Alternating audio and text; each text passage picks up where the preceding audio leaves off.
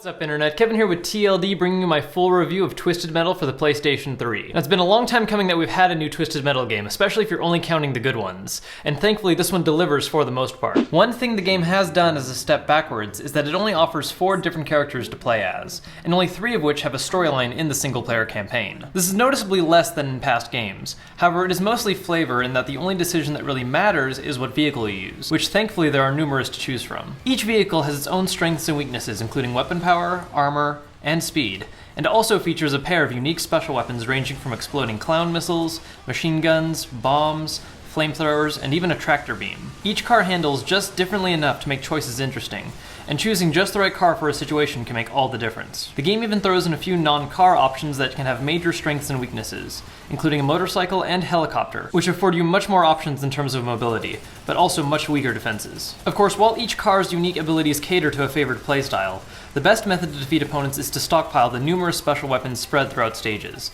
and opponents can simply get overwhelmed if they tackle the wrong, properly prepared player, and you really feel stressed when trying to escape an enemy that's just launching missile after missile at you, seeing them hit or barely miss as your life meter nears the red. Now, one thing I did mention in my first hour impression is that I really didn't like the control scheme at first. It felt very unintuitive to me. It wasn't something like a traditional racing game, but because this is more of a demolition derby, I have come to learn that some of the controls do have their benefits. Having square as the accelerator is actually really useful because now you use X to do quick turns, which is really important because you really need to make sure that you're always looking at your target when you want to be able to aim all your weapons at them. For the most part, the controls actually feel really comfortable once you get used to them. The only thing that still bothers me a little bit is that in order to reverse, you have to hit the brake button twice, rather than simply holding it like you do in most car-based games. It is something you'll get used to. It doesn't completely ruin the game, but it is just a little annoying, especially when you're first learning. Now, the game's main campaign consists of 3 different storylines, each of which focuses on a different popular Twisted Metal character, consisting of Sweet Tooth, Mr. Grimm, and Dollface. Each storyline has an intro, mid, and ending cinematic that are performed by live actors,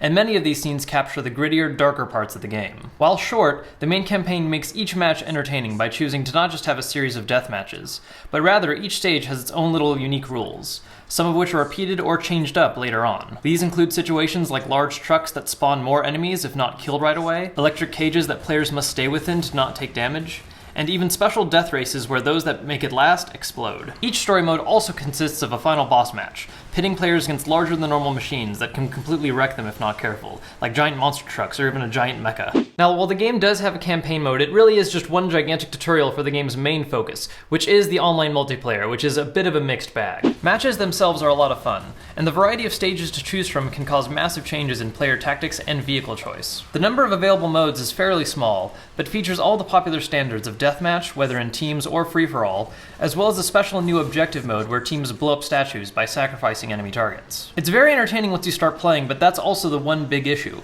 getting into matches. It's extremely annoying, and the matchmaking system is at times painful. Oftentimes you'll encounter full rooms where no one seems to be active, and matches simply never start. Quick Match will even add you to games that don't allow late ads, forcing you to wait for the current session to end, rather than point you towards a different or new room that will let you play sooner. Like I said, actually playing online matches is a lot of fun, and I'm really glad that they actually chose to make split screen available to play online as well. However, waiting for matches can just be a giant headache, sometimes taking as long as 15 to 20 minutes to finally get into a proper match. Overall, this is a great return for the Twisted Metal series, and even more so, it's a great return for the genre itself, of demolition derby games that we just don't see that much anymore. Playing online can be a nuisance at times, but hopefully the matchmaking service can be changed and fixed with later patching. And once that's done, it will be a really good, enjoyable multiplayer experience, especially to take a break from the more standard, dominant forms of multiplayer we're seeing in games today. That's our review of Twisted Metal for the PS3. As always, guys, thanks for checking out our videos. Make sure to check out our latest 2 if you haven't, and if you want to be extra awesome, make sure to hit that like button, and I'll see you guys next time.